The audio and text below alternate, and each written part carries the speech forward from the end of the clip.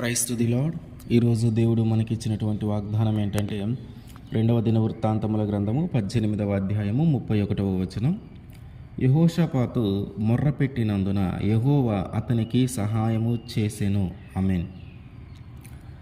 అనుకోని ప్రమాదము మన మీదకి వచ్చినప్పుడు, తప్పించుకొనుటకు ఎట్లాంటి అవకాశము లేనప్పుడు ఖచ్చితంగా దీనిని మనము జయించాలి, లేకపోతే మన ప్రాణానికే ప్రమాదము అనే పరిస్థితులలో, శత్రువు పన్నిన పన్నాగంలో మనము చిక్కుబడినప్పుడు, మన పక్కవారి మీదకి రావాల్సినటువంటి నింద, వారితో మనము కలిసి ఉన్నందుకు మన మీదకి రావటం లాంటి పరిస్థితుల్లో ఎవరు మనల్ని విడిపిస్తారు? ఎవరి సహాయము మనము కోరుకోవాలి? ఎవరికి మనము మొరపెట్టాలి? మనము మొరపెట్టేటటువంటి వ్యక్తి, మనము సహాయం అడిగేటటువంటి వ్యక్తి వాటన్నిటి నుంచి విడిపించడానికి సమర్థుడా? వాటన్నిటి నుంచి బయటికి తీసుకొని రావటానికి శక్తిమంతుడా? యెహోషాపాతు అయితే యెహోవాకి మొరపెట్టాడంట. ఆయనకి సహాయము దేవుని దగ్గర నుంచి వచ్చింది. అట్లాంటి పరిస్థితుల్లో ఉన్నటువంటి ఆ వ్యక్తి దేవునికి మొరపెడితే ఆయన ఆ పరిస్థితుల నుంచి విడిపించాడు. మరి మనము ఎవరికి మొరపెడుతూ ఉన్నాం? మనము నజరేయుడైనటువంటి యేసుక్రీస్తు వారికి మొరపెడితే, నజరేయుడైనటువంటి యేసుక్రీస్తు వారి సహాయమును మనము కోరుకుంటే, అటువంటి పరిస్థితుల్లో అన్నిటిలో నుంచి ఆయన మనల్ని విడిపిస్తాడు. యెహోషాపాతు యూదా రాజు, తర్వాత ఇజ్రాయిల్ మీదేమో ఆహాబు రాజుగా ఉన్నాడు. అయితే రెహాబాము కాలము నుంచే వీరిద్దరికీ ఒక అన్నదమ్ముల్లాగా ఉండవలసిన వాళ్ళు ఒక ప్రత్యర్థుల్లాగా, ఒక శత్రువులాగా మారిపోయారు. అయితే ఈ యెహోషాపాతు దేవుని దృష్టికి నీతిగా, యథార్థవంతంగా జీవించటాన్ని బట్టి దేవుడు ఆయనకి ఐశ్వర్యమును, ఘనతను కలుగజేశాడు, నెమ్మదిని కలుగజేశాడు. అయితే ఈ మంచి స్థితిలో ఉన్నటువంటి యెహోషాపాతు ఆహాబుతో వియ్యమొందాడు.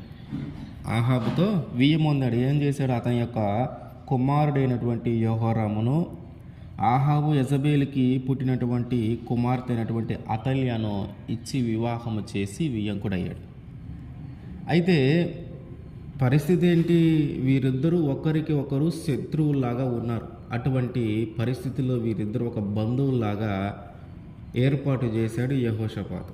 అయితే ఒకరోజు ఆహాబు దగ్గరికి చూడటానికి వెళ్ళాడు. వెళ్ళినప్పుడు ఆహాబు ఏం చేశాడంటే ఈయన బాగా మంచిగా రిసీవ్ చేసుకొని ఆయనతో పాటు వచ్చిన వారికి ఆయనకి మంచి ఆహారము పెట్టి, ఆయన దృష్టిలో ఆహాబు నన్ను మంచిగా చూసుకున్నాడు అనే మాట రావటం కోసము చాలా ప్రయత్నాలు చేశాడు. ఎందుకు చేశాడు అంటే, రామోత్గిలాదు మీదకి యుద్ధానికి వెళ్ళాలా? అయితే ఆహాబు ఒక్కడే కాదు, వీళ్ళను కూడా తీసుకొని వెళదాము, యెహోషాపాతును కూడా తీసుకొని వెళదామని లోపల ఒక ఆలోచన కలిగి ఉన్నాడు. ఆ సిరియా రాజుల మీదకి వెళ్ళటానికి ఆహాబుతో పాటు యెహోషాపాతును కూడా తీసుకొని వెళ్దామనే ఆలోచనతో ఆయన ఇవన్నీ చేస్తూ ఉన్నాడు. ఇవన్నీ చేసి యెహోషాపాతును సంతోషపెట్టిన తర్వాత ఆహాబు అడుగుతూ ఉన్నాడు, రామోత్గిలాదు మీదకి వెళ్దాం అనుకుంటా ఉన్నాను, నువ్వు కూడా నాతో పాటు వస్తావా అని. సో ఇంతకుముందు మంచిగా చూసుకున్న విధానాన్ని బట్టి, బంధుత్వాన్ని బట్టి, సరే నేను నీతో పాటు వస్తానని ఒప్పుకుంటాడు. ఒప్పుకున్న తర్వాత సరే దీన్ని దేవుడి దగ్గర విచారణ చేయాల. ఎందుకంటే దేవుడు వెళ్ళమంటే వెళ్తాము, లేకపోతే లేదు. కానీ ఆహాబు పరిస్థితి ఏంటి? ఆహాబు దగ్గర యెహోవాకి సంబంధించినటువంటి ప్రవక్తలు ఎవరు లేరు. ఆ యెజబేలు ఆ యెహోవాకి ఎవరైతే పూజలు చేస్తున్నారో, ఎవరైతే ఆయన ప్రవక్తలు ఉన్నో వాళ్ళందరినీ చంపేస్తూ ఉంది. అక్కడంతా కూడా బయలుదేవతలకి అర్పించే వాళ్ళు బయలుదేవతల ప్రవక్తలే. యెహోవాకి ప్రవక్త ఎవరు లేరు అక్కడ. ఈయన ఏం చేశాడు? ఆహాబు సరే నా దగ్గర ప్రవక్తలు ఉన్నారని చెప్పి 400 మందిని పిలిపించాడు. వీళ్ళందరూ కూడా బయలు ప్రవక్తలు. ఈ 400 మంది కూడా మీరు వెళ్ళండి, మీరు గెలుస్తారని చెప్తా ఉన్నాడు. కానీ యెహోషాపాతుకి మాత్రం నమ్మకం కలగల. అప్పుడు అడుగుతూ ఉన్నాడు, యెహోవా దగ్గర విచారణ చేసేటటువంటి ప్రవక్త ఎవరు లేరా అని. అప్పుడు ఆహాబు చెప్తా ఉన్నాడు, ఒకళ్ళు ఉన్నారు, కానీ ఆయన ఎప్పుడు కూడా నాకు వ్యతిరేకంగానే మాట్లాడుతూ ఉంటాడు అని చెప్తే ఆయన పిలిపించమని యెహోషాపాతు చెప్తాడు. యెహోషాపాతు తన పని వాళ్ళు ఒకరిని పంపించి ఆ ఇమ్లా కుమారుడైనటువంటి మీకాయాని పిలువు అని చెప్తాడు. మీకాయాని పిలవటానికి వెళ్ళినటువంటి ఆ వ్యక్తి మీకాయతో మాట్లాడుతూ ఉన్నాడు. అయ్యా, అక్కడున్న వాళ్ళందరూ కూడా రాజులకు అనుకూలంగానే మాట్లాడుతూ ఉన్నారు, నువ్వు కూడా వాళ్ళకు అనుకూలంగానే మాట్లాడని చెప్తే మీకాయ అంటున్నాడు, దేవుడు ఏదైతే చెప్తాడో అదే మాట్లాడుతాను. సో మీకాయ వచ్చి మీరు వెళ్ళొద్దు, ఇజ్రాయిల్ రాజు ఖచ్చితంగా చచ్చిపోతాడు, మీరు వెళ్ళొద్దు అని చెప్తాడు. ఆయన మాట అంటే మీకాయ మాట చెప్పిన తర్వాత ఆహాబుకి బాగా కోపం వచ్చి, ఇతన్ని ఇట్లానే ఉంచండి, నేను యుద్ధానికి వెళ్ళి వస్తా, ఒకవేళ నేను తిరిగి బ్రతికి వచ్చాననుకో ఇతను చెప్పింది అబద్ధమైంది కాబట్టి ఇతన్ని శిక్షించాలన్న ఉద్దేశంతో ఆయన అక్కడ ఉంచాడు రాజు దగ్గర. సరే, ఇక యుద్ధానికి బయలుదేరాల్సి వచ్చినప్పుడు ఆహాబు యొక్క ఆలోచన ఏం చేశాడంటే, రాజులాగా నేను వెళ్లకుండా ఒక సామాన్యమైన వ్యక్తిలాగా యుద్ధానికి వెళ్తాను. ఎందుకంటే ఎదుటి శత్రువులు ఎప్పుడు కూడా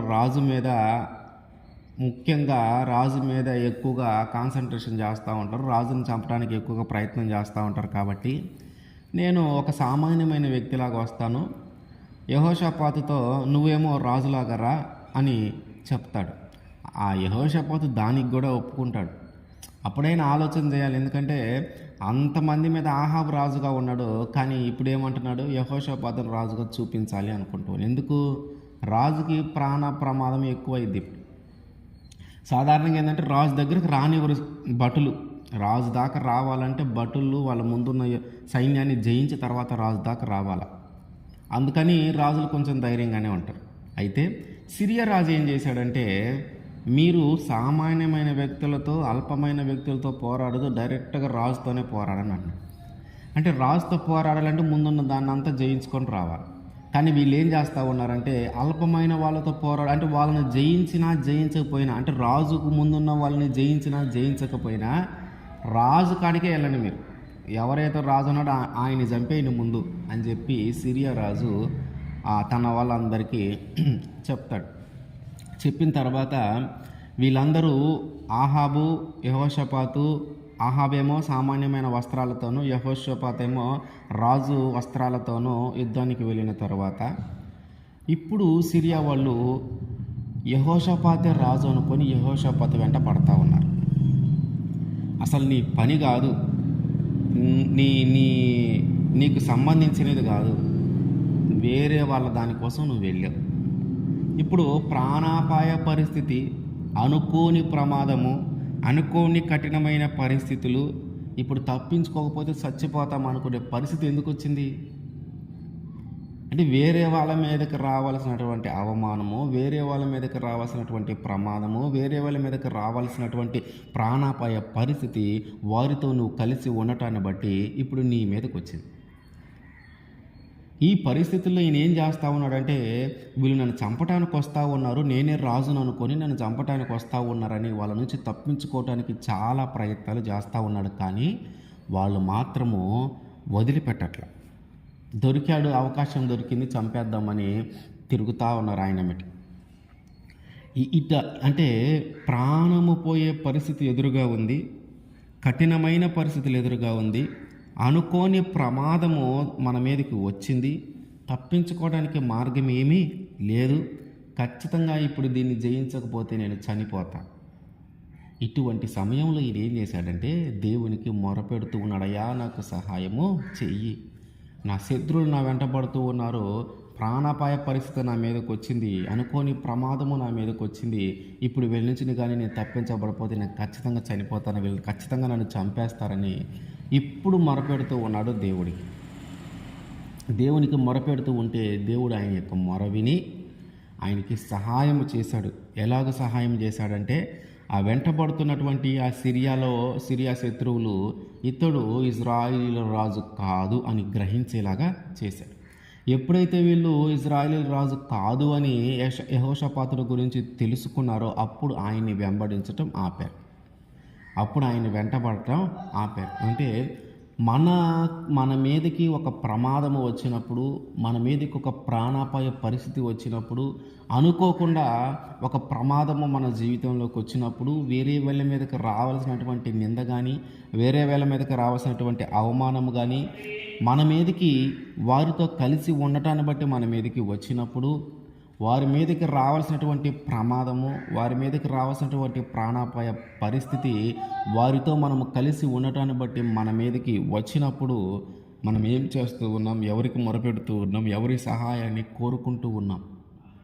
ఆహాబు ఇతని యొక్క సహాయాన్ని, యెహోషాపాతు సహాయాన్ని కోరుకుంటున్నాడు. కానీ పరిస్థితులు ఏమైనా యెహోషాపాతే తన ప్రాణాన్ని కాపాడుకోలేక ఇబ్బంది పడుతూ ఉన్నాడు. మరి మనం ఎవరి సహాయాన్ని కోరుకోవాలి? ఎవరు మన యొక్క ఈ కఠినమైన పరిస్థితుల నుంచి మనల్ని విడిపించగలరు? ఎవరు మన మొర ఆలకించగలరు? ఎవరు మనం అడిగిన దానిని చేయగలరు? ఎవరు మన ప్రమాదముల నుంచి మనల్ని విడిపించగలరు? తప్పించుకోలేకపోతే చనిపోతాం, దీని నుంచి బయట పడలేకపోతే చనిపోతాం, ఈ స్థితిగతుల నుంచి బయటికి రాలేకపోతే చనిపోతాం అనుకునే అంత ప్రాణాపాయ పరిస్థితుల నుంచి మనకి సహాయము చేసి వాటి నుంచి మనల్ని బయటికి తీసుకుని వచ్చేది ఎవరు? అటువంటి సహాయకుడు ఎవరు? ఆయనే నజరేయుడైనటువంటి యేసుక్రీస్తు వారు. ఆయన సహాయము మనము కోరుకుంటే, ఆయన యొక్క సహాయము మనము కోరుకున్నప్పుడు ఆయన ఖచ్చితంగా వాటన్నిటి నుంచి మనల్ని విడిపిస్తాడు. కాబట్టి మన కఠినమైన పరిస్థితుల్లోనైనా, అనుకోని ప్రమాదము మన జీవితంలోకి వచ్చినప్పుడైనా, తప్పించుకోవడానికి ఎట్లాంటి అవకాశము లేని పరిస్థితి అయినా, వేరే వాళ్ళ వల్ల మనకి ప్రమాదము జరుగుతూ ఉన్నా, మన జీవితంలో వాటన్నిటిని కానీ మనం అనుభవిస్తూ ఉంటే, అటువంటి స్థితిగతుల్లో కానీ మన జీవితం ముందుకు వెళ్తూ ఉంటే, మనము ఖచ్చితంగా నజరేయుడైనటువంటి యేసుక్రీస్తు వారికి మొరపెడితే ఆయన ఖచ్చితంగా మనకి సహాయము చేసి దాని నుంచి మనల్ని విడిపిస్తాడు. ఆమేన్.